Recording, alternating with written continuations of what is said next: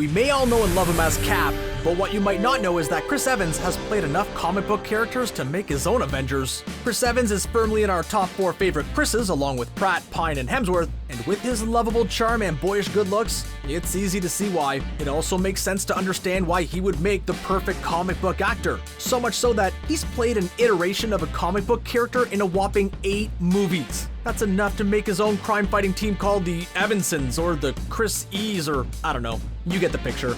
While he may have given up his shield as Captain America for good, we'll look back at his other comic book roles with the 8 times Chris Evans has put on a cape, mask, or spandex, and hopefully fill the Evans-shaped hole in our hearts. And don't forget to let us know if you remembered them all. First on our list is Jake Jensen in the 2010 movie The Losers, based on the comic book series that ran from 2003 to 2006 of the same name.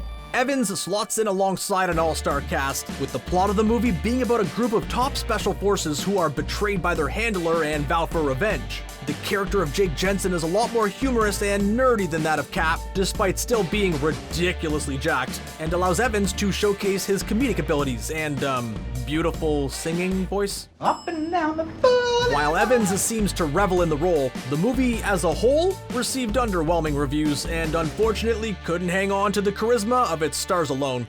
Evans went back to a more action-packed oriented role in Oscar-winning director Bong Joon-ho's first English-speaking movie, Snowpiercer, released in 2013. Snowpiercer is based on the French comic book series Le Transpersonnage and has since turned into a TV series on Netflix. The movie is set in a post-apocalyptic world where the last remnants of humanity inhabit a specialized train that battles the hostile frozen environment the world has become. However, the train is broken up into class systems, with Chris Evans' character Curtis Everett leading a revolution to get himself and his people to the front of the train. The role of Everett is gritty and brooding, a stark contrast to his role as Jensen in The Losers, and Evans was praised for his gruff and nuanced performance.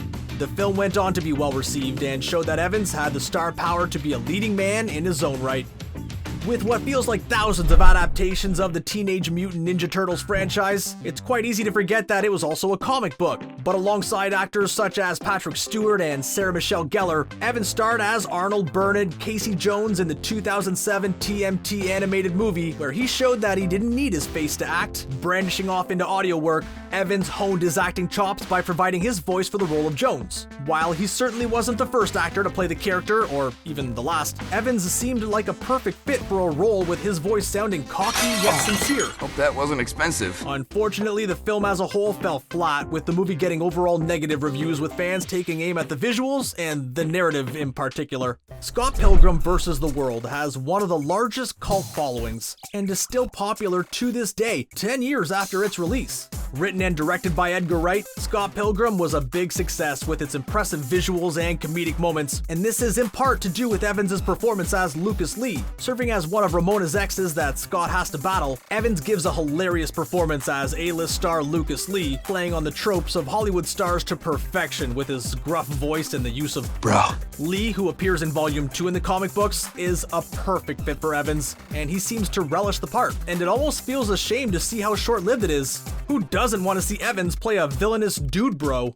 While typically comic books come before their movie adaptations, for the 2009 movie Push, a prequel comic book was created for promotional purposes just before the movie was released, deviating from the typical Hollywood format. Push focuses around 2 Americans with special abilities who are thrown into a race against time to save a girl from a shadowy organization in Hong Kong, while the comic book series sets up the world before the events of the movie. Despite an interesting premise, Push was overshadowed by similar sci-fi movies at the time, and the movie went relatively unnoticed, and unfortunately, Evans' talents were wasted.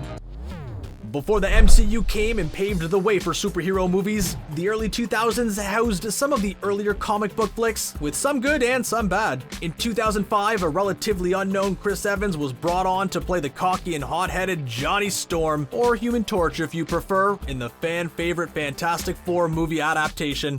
While it does have a core fan group, the movies do not live on well in everyone's memory. However, it did introduce us to a young Chris Evans, who graced us with his effortless charm and on-screen presence, so much so that he would eventually be recast in the MCU as a character we all know and love, Loki. Okay, this one's a bit of a cheat, but technically Evans played Loki in Thor: The Dark World when the God of Mischief teases his brother Thor by turning himself into Captain America. What you have to love the most is that Evans seems to have great fun playing the part, telling us how he really felt about the suit. Costume's a bit much.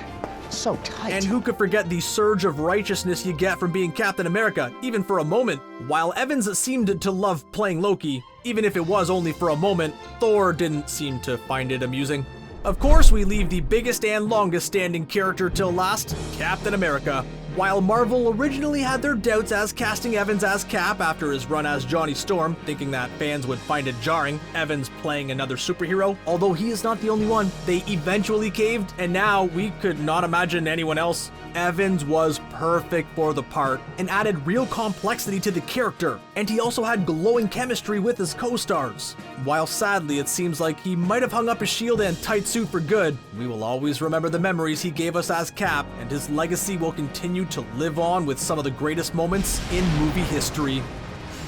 What's your favorite Chris Evans role? Do you think that we'll ever get to see him play Cap again? Or is there another comic book character you think that he'd be perfect for? Let us know what you think in the comments below, and don't forget to subscribe for this and other amazing content.